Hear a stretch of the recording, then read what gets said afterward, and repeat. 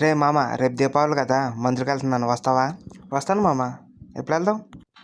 2 రోజులు ఆగి దీపావళి వెళ్ళిపోయాక అప్పుడు వెళ్దాం రా. సరే అయితే. సరే ఏంట్రా యాదవా, గమ్మున రెడీ అవ్వు. ఇప్పుడు వెళ్తున్నాము, వస్తున్నాను మీ ఇంటికి.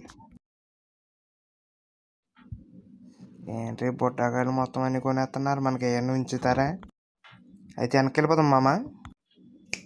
ఒక్కసారి వచ్చాక వెనక్కి వెళ్ళడం ఉండదు, ముందుకే. పద వెళ్దాం. అన్న, బాంబులు ఎన్ని రకాలు ఉన్నాయో అవన్నీ నాకు ఒక్కో సెట్ వేసి ఇచ్చి. అన్నీ ఏం చేసుకుంటావురా మామ? నీకు కిందటి పెళ్తానురా, నీకెందుకురా? నాకు కావాల్సిన నేను కొనుక్కుంటున్నాను, నీకు కావాల్సినవి నువ్వు కొనుక్కో. ఫోన్ వచ్చింది, నేను మాట్లాడేస్తాను, నువ్వు కొనుక్కో.